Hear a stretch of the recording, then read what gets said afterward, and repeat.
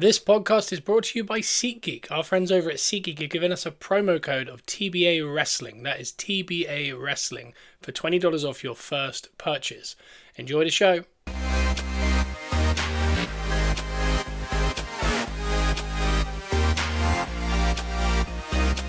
Welcome to Gunners R Us podcast, where we are positively Arsenal, and that we are.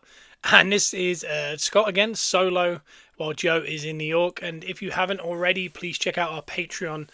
We're doing about four audios a week with previews, reviews, general news, and also the ad-free version of this show will go up there too. So head over there now. The link is underneath this if you want to check out our Patreon. And particularly this week I've been going solo simply because Joe got married on Friday. So he's been away in New York checking out. I saw yesterday he went to a baseball shop, like the official MLB shop in New York, plus Dave and Adams, which is all the cards. So he's looking at Arsenal cards, things like that. Which, if you join our Patreon on the top level, we have a monthly giveaway for an Arsenal graded card. So please check that out as well while you're there, and all the extra content you're going to get over there. But for now, we are here on the main feed. iTunes and Spotify, give us a 5-star review if you haven't already. We've got a lot to talk about. Obviously, at the weekend, we had Burnley. We got another 2-0 win. We had Slavia Prague last night, which was a 3-0 win. And then this weekend, we got Sunderland right before this international break, where this is the last international break for a period. But last night, we did make it 8 wins, 0 conceded in a row, 8 clean sheets, and scored 17. And that is the best record Arsenal have ever had since 1903. If we could go to Sunderland and get another clean sheet and another win, that will I think it's no UK side in any of the leagues has ever done that. So that would be history if we can get another clean sheet and another win, which is mad, because the fact we broke a 122-year record last night in Prague says a lot. And also in that 8 wins, we've got 8 wins, 0 conceded, 8 played. We've scored 17, which is just over, it's about 2.1 per game. So it's not like the 1-0 to the Arsenal days where everyone's kind of saying it's just we're scraping by. Especially when you look in the Champions League. I mean, I think it's 2-0, 2-0, 3-0 and a 4-0. So, I mean, that's a lot of goals. And in all competitions now, we've only conceded 3 goals. All in the league, I believe. And one was that unreal Szoboszlai free kick. Another one was Haaland. So that's fairly unstoppable. And off the top of my head, I'm not... Oh, the other one was a Voltemade with the header at Newcastle. So, from open play, Haaland is pretty much the only guy who has broken us down. And in amongst all this as well, I think they had a shot on target in the 95th minute last night, Prague. Burnley didn't register a shot on target. We've only conceded 3 shots on target in the last 5. So an average of 0.6 shots on target per game is absolutely unreal in modern football. So if we kind of start, over on the Patreon, I did a more in-depth breakdown of the Burnley game, and I previewed the Prague game. So I'll kind of dabble in what we learned from the Burnley game if you're not already on the Patreon. But if you want a more in-depth analysis of that, go over, like I said, to that Patreon underneath this video, underneath this audio. But the team that started was the team that I think we all kind of wanted. The only downside with it was Gyökeres going off at half-time with a muscle injury that Arteta has kind of described as worse than what they were hoping for, but maybe not the worst injury. A lot of people, I think Gunnerblog has said that they believe he will be available post-international against Spurs, the North London derby, being his return date. And with the international break, if he doesn't have to go on international duty, and we pulled him at half-time on Saturday, it does give him 21 days of recovery between going off of that half-time and the Spurs game.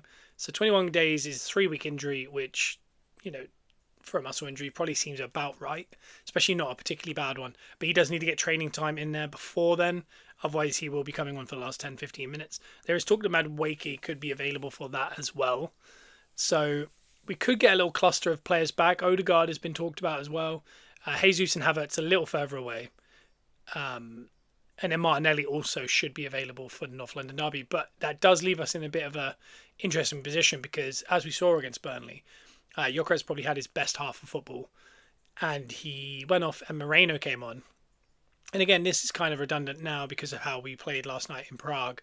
But Moreno came up front, and it did kind of fall back into last season, a little bit stunted going forward, maybe, and defensively still very secure. But it did seem to have an effect, particularly on the team when Gyökeres went off. The other one was Zubimendi went off with something that Arteta said he couldn't continue. We don't really know where we stand with Zubimendi simply because he was suspended for the Prague game. So we don't fully know if he was going to be able to travel or anything like that because he was suspended, so he's never going anyway. So that would be something that will come out probably in the press conference on Friday before Saturday evening game against Sunderland. Zubimendi's a really important one. Norgard played 90 minutes yesterday. He was good. Moreno up front was good, but it does lack something. That kind of difference we've had this season compared to the last couple was evident when Gyökeres and Zubimendi are not on that field. And to an extent, I think Calafiori as well as another one who we didn't see last night. And you do notice when he's not on the field because when you look at the stats that I think Matcha Day brought up, as far as touches in the opponent's box, shots attempted, shots on target, chances created, he's in the top 5 on all of them. And he's about the only player that isn't Gyökeres that isn't on all of them, which is mad because he's been playing left back. So someone like that, I think we talked about on the podcast a couple of weeks ago when he played for Italy, they had 5 shots on target in the game and 4 of them were him. And again, he was playing like the left of a 3 in defence. So he is kind of a wild card and someone that has really kind of been, when you think of the Ramsdale, Zinchenko, Jesus season, you think of the Xhaka, Partey season. There's certain players that kind of solidify that season as, very important to that season. I think this year Gyökeres, Zubimendi and Calafiori are probably the 3. Rice, obviously, and Saka and people like that, I think they're a given. But as far as new blood and the style we're playing and the differences we're seeing, I think those 3 kind of do that. And when you're missing all 3, I think you're going to see a more reserve team that you saw last season that were kind of struggling with injuries, which we're again starting to now, but we were really stunted going forward. So the Burnley game was unbelievable, 2-0. I think the only big standouts were obviously the Gyökeres, Zubimendi injuries, the professional job we did, plus Rice reminding everyone why 100 million was a cheap price for that player. And shout out to his goal and his auntie Bev as well because for the celebration. And then right at the last minute, I think this is one thing we talked about on the Patreon, but I think it was quite evident, and it's something I would like to talk about again for the Prague game, was Arteta was asked about the defensive unit, and he mentioned in the 94th minute when Eri missed his duel on the edge of the box from an attacking corner, and the whole team flooded back to get behind the ball. And I think Gabriel eventually got booked, and there was a free kick that hit the bar. But he was talking about how everyone got behind the ball, and that is how they play, because the game was won. Whether they scored or not in that last moment, the whistle was going to go directly after. But they were so intent on not getting that clean, keeping that clean sheet intact, that the whole team flooded back. But I thought it was interesting because he kind of called out Winery, and he's done this in the past with a couple players. He's not often someone who would, throw players under the bus, but we have seen it with Eze against Liverpool when he missed that chance in his first game for us. He kind of mentioned him by name instead of saying we missed a chance. He was saying Eze, if Eze scores that, then it's a different game. And I think sometimes he does that to kind of light a fire, maybe.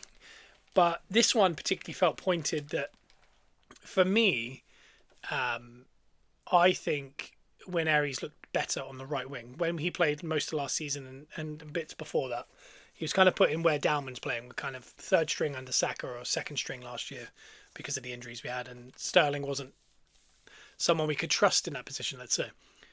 Since he's come into the middle, I think he's been a little lost, honestly. I really like the player. I really want him to do well. Obviously, any Hale End talent. And we saw Anus up front last night. We had Eze, who's originally Hale End, Saka, Lewis Skelly.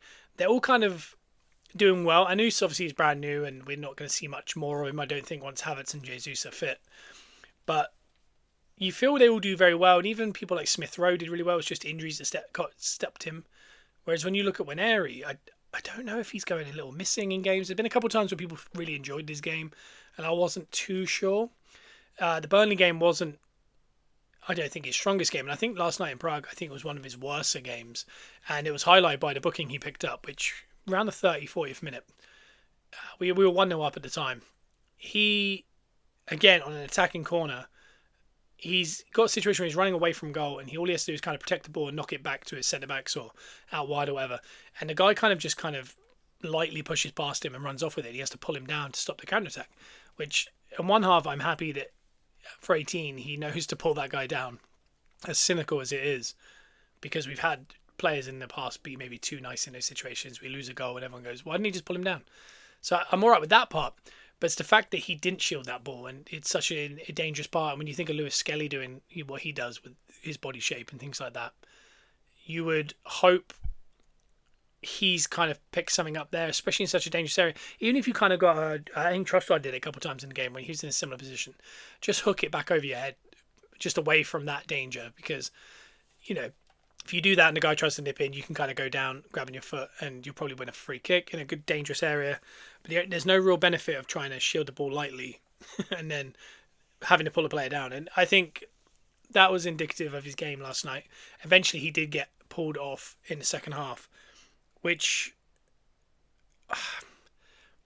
I genuinely thought there was a chance he was going to go off at half time, but I think that would have destroyed him a little bit. And we talked about it on the Patreon, but we've got a little bit of a fixture, not build up. I think it ends really with this Sunderland game, and we're kind of, we couldn't go any better than what we have been doing with 8 clean sheets and 8 wins in a row. But it's bottlenecked to this last moment, and we're very short. And I think we all saw Trossard kind of grab at his hamstring before he came off, felt at something, which I'm sure that news hasn't broken yet, but I'm sure that will be something that will be talked about before that press conference on Friday. But if Trossard's out, then we are really short. We're going to be we could be in a position where Dowman's playing on the right, Saka on the left, and Moreno up front, and they have to play in the 90 minutes, and Harry and Noose might have to come on. And Waneri might have to play out of position.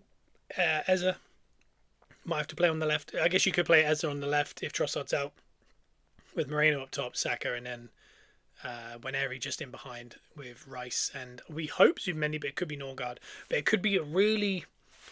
And again, we talked about all this depth we had, and the depth starts to not look quite as impressive once you get 5 or 6 or however many injuries at the minute we have, which is potentially Zubimendi, Odegaard, Havertz, Jesus, Gyökeres, Madueke, Martinelli, potentially Trossard. So that's 8 of our 22-man squad.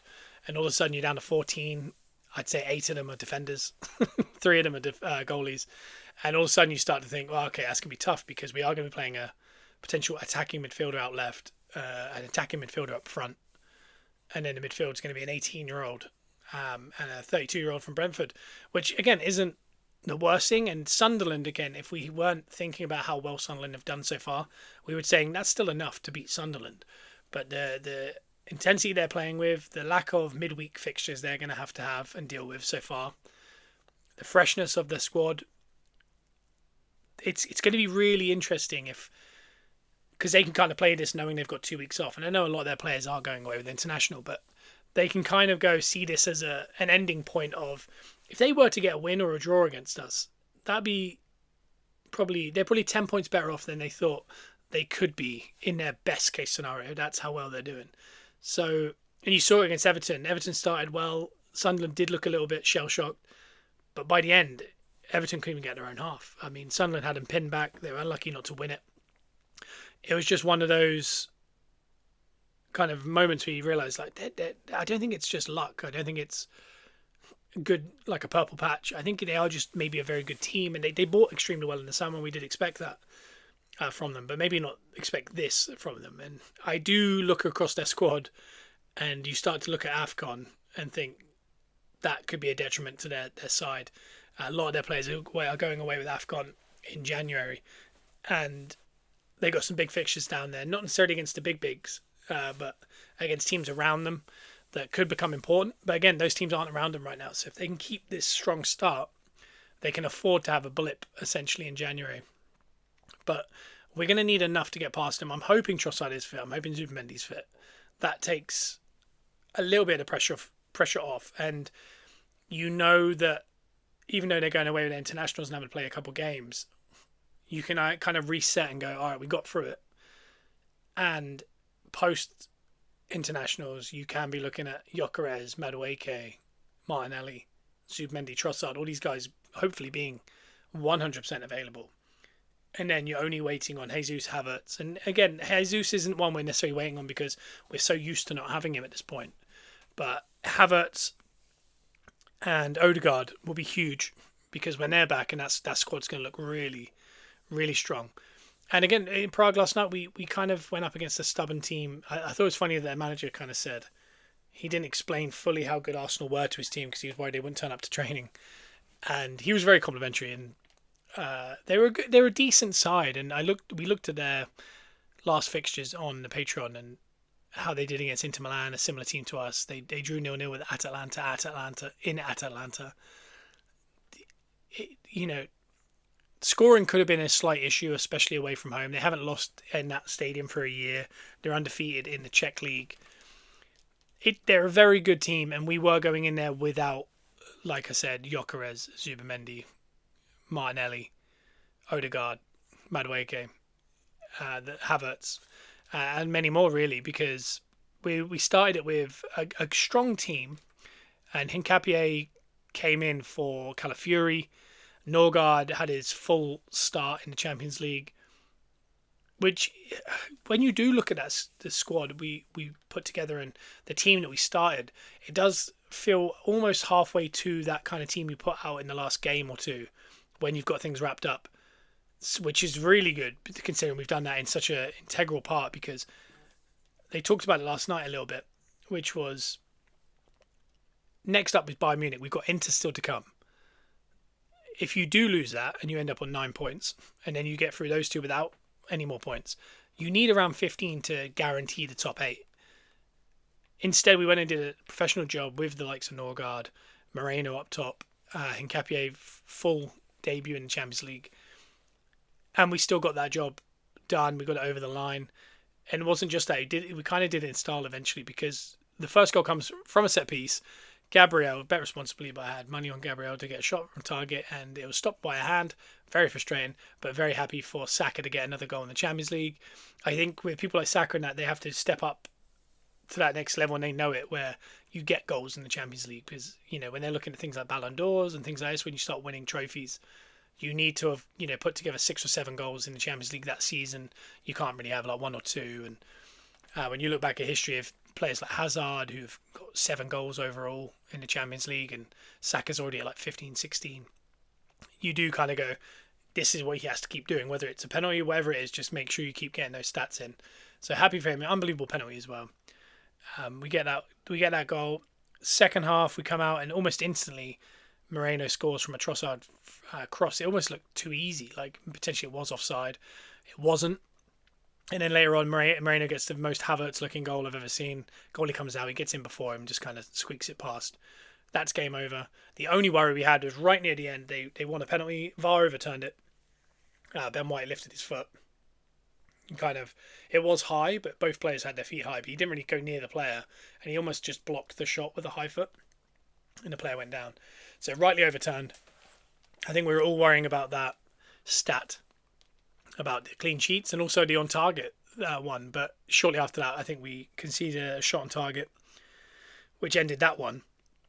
But the goals conceded was big, and I've talked about it a few times here now on the podcast, and even over on Patreon, was these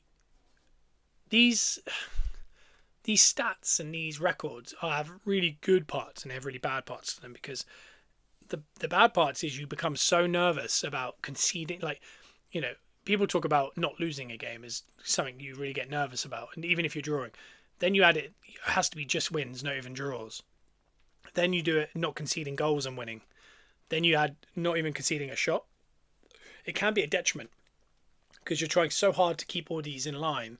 You're not playing your full ability, and you start maybe not attacking correctly, or you do weird things. You get nervy. You get a bit, you know, worried about the idea of it, of conceding a shot and things like that. And players start playing out of position, following the ball.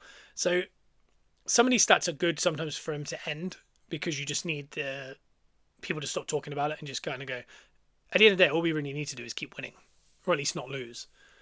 And we're so far beyond that point and condensed down into not even conceding shots that maybe it could become a detriment down the line. But the benefit of it is seeing the way in which the players defend now, because Gabriel's always bought this, but you can see with Gabriel Heinze, he kind of gets the 8 defenders together as a unit. Like, we don't know which 4 of you are going to play, but which ones to come in. You have to keep the streak alive, because you've seen in the past, you go to Carabao Cup or the Champions League and you rotate, and maybe you have Hincapié, Mosquera, White, and Lewis Skelly, and they don't have the same affinity for this record as Gabriel, Saliba, Timber, and Calafiori, let's say. But they've got it where, you know, when Mosquera's had to come in a few times, he's got that same mentality. You cannot concede. You can see him kind of celebrating stuff. Ben White's doing the same, maybe less than the others. But Lewis Skelly, Hincapié, exactly, almost a carbon copy of Gabriel. And you can see it's running through. Even Rice and people like that are taking real, I don't know what the word is, but they're really taking pride in not conceding. And it was held in last night when they got their shot away in the last minute. Gabriel jumped so far into it and got kind of caught in the head with a knee and all sorts, just trying to stop the shot. And he blocks it, but it still goes on target. But in the background, there was a bit where the throw-in came in and it kind of goes past Moreno and he can't quite get to it. And you can see from one of the camera angles that Ezra is watching it. And he screams no as Moreno lets it go and the player picks it up on the edge of the box. And that shows you that throughout that whole team, they're so locked in on the idea of not conceding and winning these games that it's ran through the whole team. The attacking players, the real creative players, are still kind of seeing it as we can't concede. And it doesn't seem to be, touch wood, affecting us currently as far as the way in which we attack, because we're scoring goals. We're scoring goals from open play. We're scoring goals from set pieces. We are definitely playing well, and it doesn't feel like I think a couple of years ago we had that run from January to the end where we're scoring 6 or 7 every game and free flowing, getting a lot of clean sheets. But you could feel it was a purple patch. It was a moment in which it wasn't sustainable over like a year. It was a 3-month purple patch where just you were so locked in on that exact style and it was working, as opposed to at the minute it just feels like it's not a diet, it's a lifestyle, it's that kind of thing. It's not a fad, that's how they play now. That's the style in which they play, and they've got that right mix of defending and attacking and set pieces. Similar to when NFL teams, win the Super Bowl and things like that, and they talk about having the best defense, best offense, and the best special teams. You kind of need all three to be running your way, and it's not really a fluke now. Like, we've watched enough games this season to see that this is just who they are now, and that's how they play. And maybe it's not the most exciting at times, but it definitely isn't the most defensive. People are saying, oh, they just sit behind the ball, they just park the bus, and then they get a goal from set piece. It's not that. We are winning. I think we've won every game on possession this season, except maybe Man United, which is odd. We're top 2 in touches in the box. We are most chances created in the league this year is second. Set piece is obviously top, but when you look at that, that's not a team that are sitting back. We're also the highest line in the Premier League for a defence.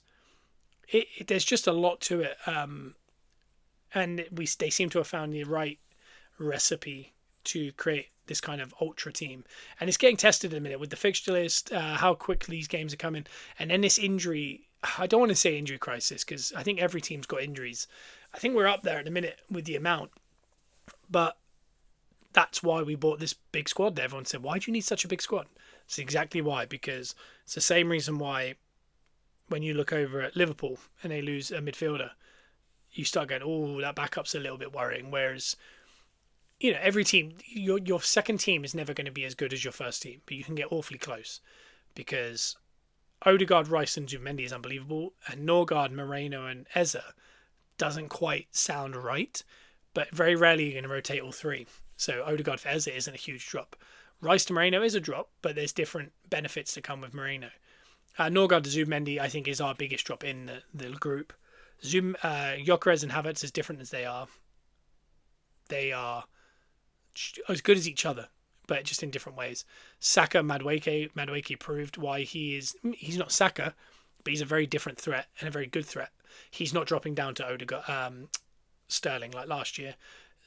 Martinelli and Trossard, we couldn't possibly tell you who is the actual first teamer yet, because again, as they are different, they're both as good as each other. And again, the back four and the goalie have proven their worth already, and the squad depth in the defence, maybe minus Gabriel, because Mosquera, if both Saliba and Gabriel out, Mosquera, but then Calafiori plays there, Timber plays there, Capier plays there. There's lots of options. And then Kepa and Raya. And Kepa was unbelievable at Bournemouth last year. So when you look at that, you go, wow, that's as close as you can get. If you rotate all 11, yeah, that team's not good enough to win the league. But individually, they nearly all maintain it if you had to swap out one or two. And that's what we've had to do this year. You miss in Odegaard, Havertz, and Saliba for a period. Mosquera, Eze, and Gyökeres perfectly fill that gap. Saka's out for a period of time. Madueke fills that gap. There's been, I think even Rice missed a game. Moreno fills that gap. There's been plenty of injuries already, and we've done well. I just feel like we've bottlenecked towards this Sunderland game. It's a big game. And the injuries have got to that point where it's about just getting through. I don't know who is available. It does feel like who I've already mentioned is there. A lot of people might have to play 90 minutes that maybe shouldn't. I'm hoping we might pull a couple of people from internationals to give them actually time off before the hectic Christmas period. But it does feel like a big game. And again, every week we talk about it. We don't want to say they're like season deciders. We don't want to say they're huge games. They're just very important mental things. Like I was saying about the records and things like that. Sometimes, winning this Sunderland game could be such a mental win for all the other teams to have to go away to international for 2 weeks and go, God, can they even be stopped? Because after that we do have Tottenham, Chelsea, and Bayern Munich, I believe, on the way back. So a draw here could make us a little nervy for 2 weeks. Then we come back 3 hard games. Maybe we don't get exactly what we want from all 3. We start then questioning it. All of a sudden, City are sat there with Haaland scoring, I think 14 and 10 or whatever he scored, and you go, okay, here comes City doing their usual. And that's the worry, because Pep is in exactly the position he wants to be, which is right behind the leaders, just sitting and wait. And we've been there a couple of times now with them, and both times they've come out on top. So we just need to mentally try and discourage everyone. And I think this Sunderland game is a big one, especially when we all know how good Sunderland are. They've beaten Chelsea. They drew with Everton this week. They've beaten some other teams. They're high up that league. They're in the top 6. I think it's important we get that over the line, however that takes. However that happens. We've already gone up north to Newcastle and won 2-1 in a hard game. Can we do it again to Sunderland? We will find out this week. And over on the Patreon, I'll be doing a deeper preview of that game towards the end of this week. So please, if you haven't already, go check out the Patreon. Please give us a sub, and you'll get way more content. So you're kind of almost getting daily content about Arsenal here from Gunners R Us. So that's kind of where we're at. I think the only thing I can kind of add is there's Champions League tonight. So I can't really tell you exactly where we are in the table, but we are currently top. And that's with everyone else played the same. Oh no, I'm looking at the Premier League. That's my issue. The where is the table? There it is. We are currently second behind Bayern Munich, who have also won all 4. They've conceded 3, scored 14. We've conceded none, scored 11. We're both on 11 goal difference. We are literally exactly the same. They're just top on goals scored. But we're same on everything else. PSG, they lost last night to Bayern. They're third. And then everyone else is on 4 underneath us, up down to Tottenham, who are on 8 points. Dortmund, Man City, Sporting all on 7. Sporting played last night, so City and Dortmund could win and jump up to 3rd and 4th, respectively. But they cannot get above us. The only team that can go above us are Inter Milan, who have a very easy home game. They have yet to concede. They've scored 9. They have to score 2 to go up, 3 to go above us. And then if they were to score 6, then they would go to the top of it. And we play them soon. And ironically, our 2 next games in the Champions League are essentially Bayern and Inter, who could be 1 and 2, and we're 3rd. So those games could be so huge in the landscape. If you do win one of them, you can almost guarantee, because that'll be the 15 points and the fact of the position of them in that league, that could be the guarantee of the top 8. Because currently we are 5 points clear of dropping out of the top 8 with 4 games to play as 12 points. And it's very likely there's teams like Liverpool, Real Madrid, Inter, PSG, Dortmund, City. They could all easily win all 4 games on the back end of the Champions League. So that's where we stand there. And then in the Premier League, we are topped by 6 points, having played the same amount of games as everyone. City are second, Liverpool are third, and Sunderland are fourth. If Sunderland were to win, they'd be 4 points behind us. The same with Bournemouth if they were to win this weekend and we lose. The only team that can get real close is City, who play Liverpool. So this is the mental thing, is if we can beat Sunderland on the Saturday, the Sunday game is Liverpool-Man City. If we were to win, we'd go to 28. If they were to draw, they'd be on 20 and 19 points. We'd be 8 points clear going into the last international for a long period. So that's a good chunk of points ahead.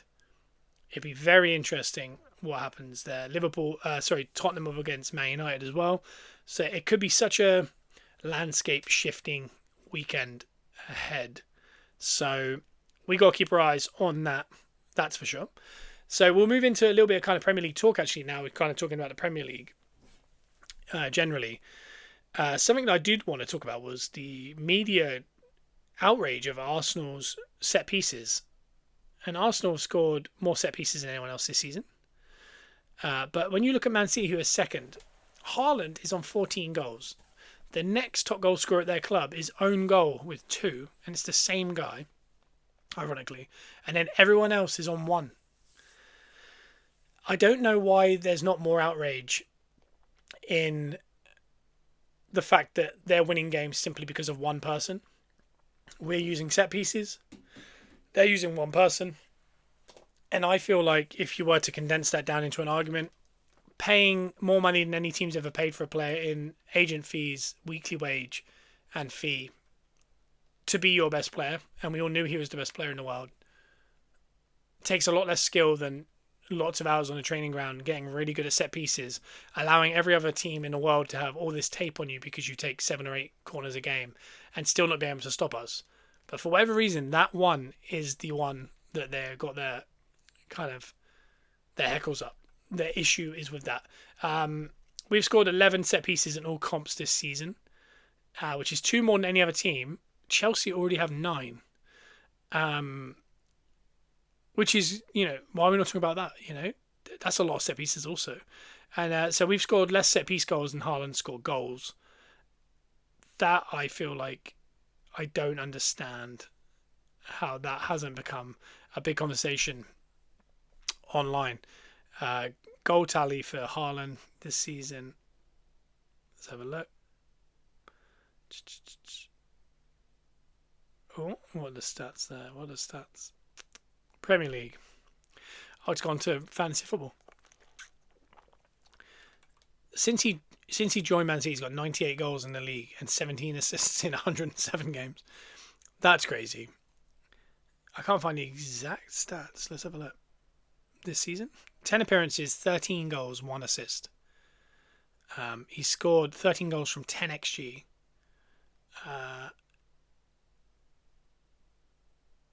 Shots on target inside the box, he's had 14 and scored 13. He's hit the woodwork once, and he's had 70 touches in the opponent's box. That is wild when you do look at that. My word, yeah.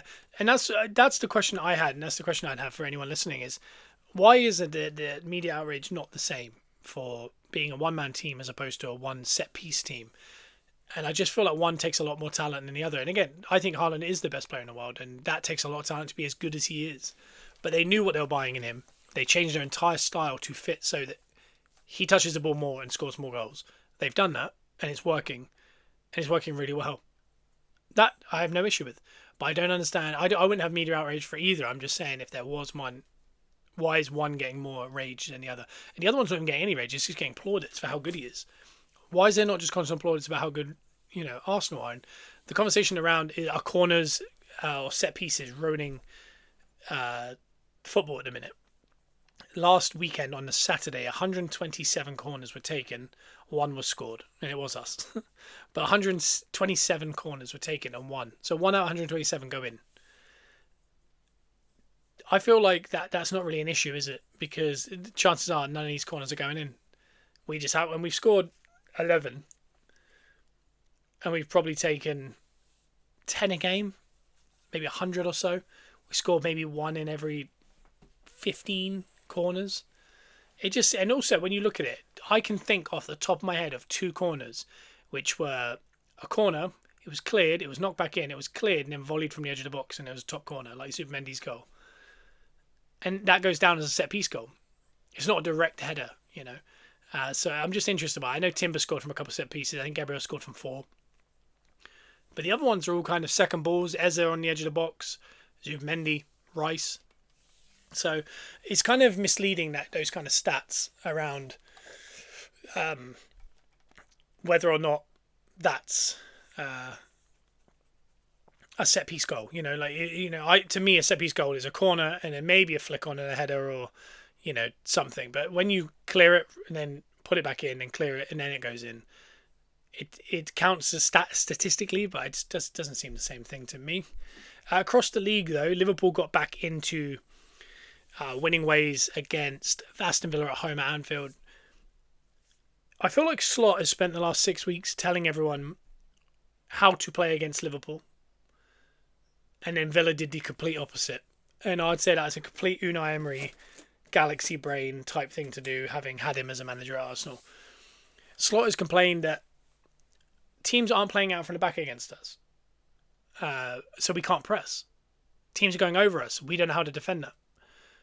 Teams are moving the ball quick and over the top, bypassing our midfield. What can we do? And we've all sat here and laughed and said, that's funny that, one, he's telling us what they're bad at, and two, that he doesn't know how to coach them into knowing how to deal with that.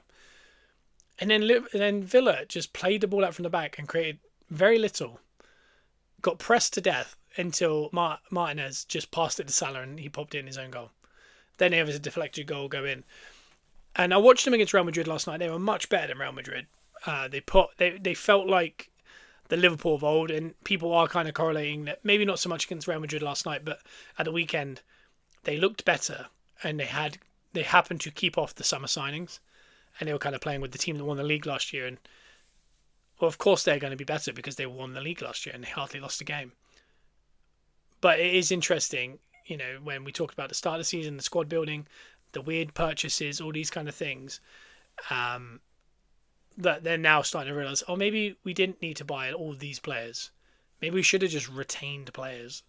People like Darwin, the money they could have saved if they just kept Darwin and didn't buy Isaac.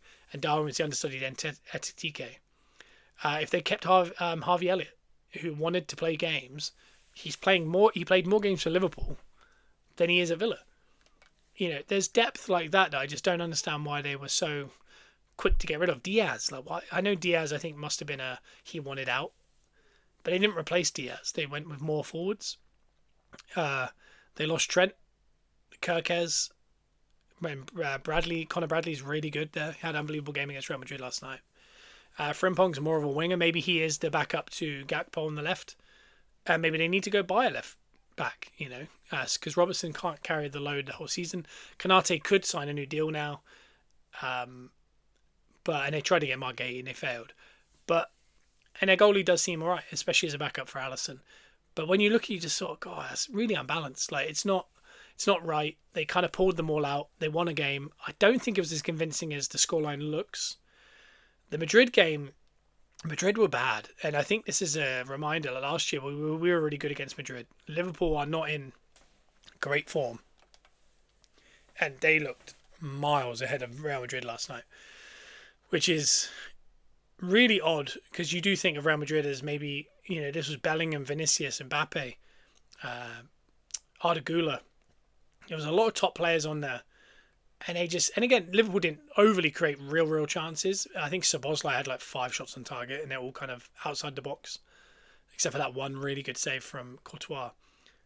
But majority, Liverpool didn't overly create, but Madrid really didn't create. And it was really kind of I don't know, it was a poorer game than I anticipated. Both teams don't look great. Liverpool against Man City. Again, City don't look great, but Haaland's going to have a field day with that Liverpool defence, and Pep won't be stupid enough to play out from the back. Or if he does, he will draw them in with 1 or 2 passes before going and bypassing their entire team to Haaland, who will then be one-on-one with Van Dijk running backwards. I really think City are going to be a lot better than them in that game, and I think it is at Anfield. I'm fairly certain it's at Anfield. I could be off on that because they were at home this last week, weren't they? And City were... Where was City playing last week? Liverpool, City is at the Etihad. I think that could be City all day. And I think that's probably the worst result. I think a Liverpool win, because I don't think Liverpool are a great side at the minute. Them winning that randomly could be good. A draw is the comfortably best result. I'm just trying to see who City played last week. It was Bournemouth at home. That's who it was. So a couple games at home. When they come back from the internationals, they are straight into Newcastle away, Leeds, Fulham away, Sunderland, Real Madrid, Palace away.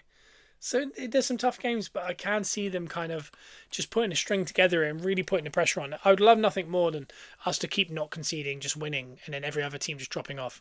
And it becomes one of those seasons where they're not even talking about us bottling it. They're just talking about who's going to come second. And everyone's kind of in agreement that no one's catching them. And just win the league in like Feb. I don't want excitement. I just want the dullest Premier League win. And it's super slow.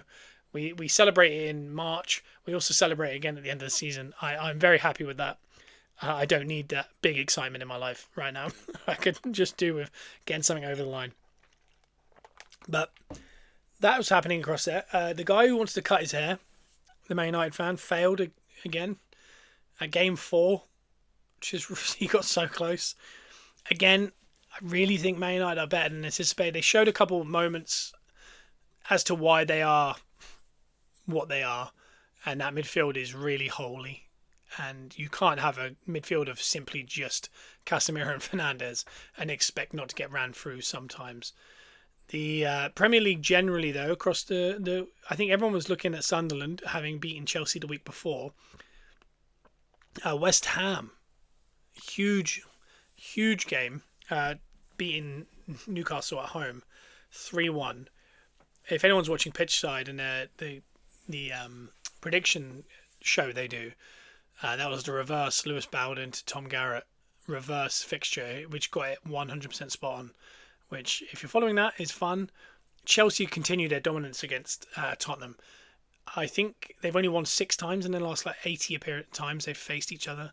Wolves, I believe, did sack their manager after that 3-0 loss to Fulham. And the pole position right now is Gary O'Neill into returning. And if you remember, he was really doing quite well there, and they sacked him. And he went to Bournemouth and did unbelievable, but he did eventually... The worm turned a little bit at Bournemouth. He got sacked. And he wasn't overly keen on Wolves post what had happened with everything there. But Wolves also looking at ex-Benfica coach Rui Victoria. And Ten Hag's also in the running. Ten Hag at Wolves would be really bizarre to be Ajax, Man United, by Leverkusen, and then just drop down there.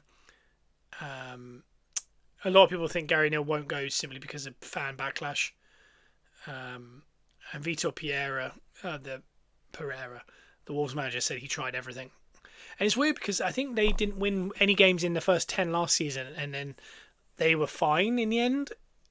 But the thing is, in that 10, I think we all kind of thought they had horrible fixtures, but they were just unlucky. They're not unlucky this year. I think they're just bad. and that's probably why they're acting on that so quickly. The other things across the league that were of interest: Brighton, Welbeck still doing things. Mateta still doing things.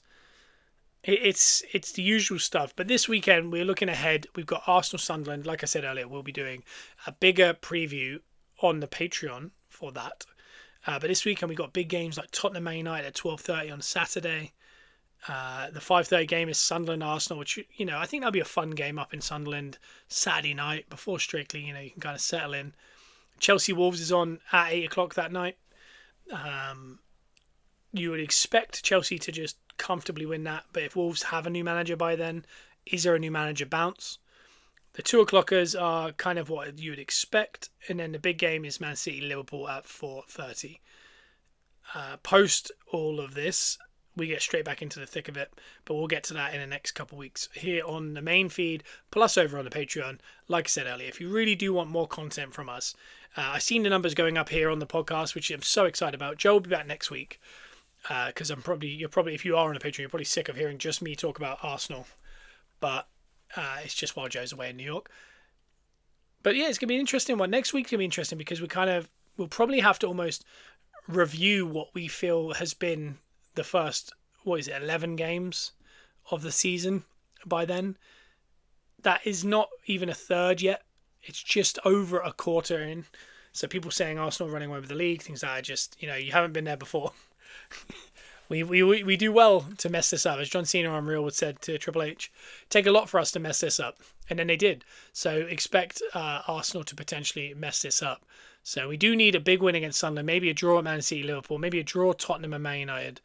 If Chelsea win, they'll actually be potentially second on goal difference ahead of Man City or Liverpool, which is mad. But you could, if that all goes that way, it could be Arsenal, Man City, Chelsea, Liverpool top four, which is crazy how quickly things find their rhythm. I don't know if that makes sense. Do you know what I mean? Like they slowly find their standings.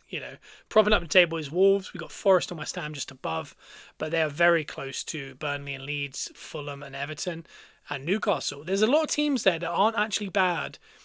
I think this year's run-in is going to be Wolves, West Ham, Forest, Burnley and Leeds. I don't think Fulham can get pulled into that. I don't think. I think Everton are a lot better than what they're showing in 12th.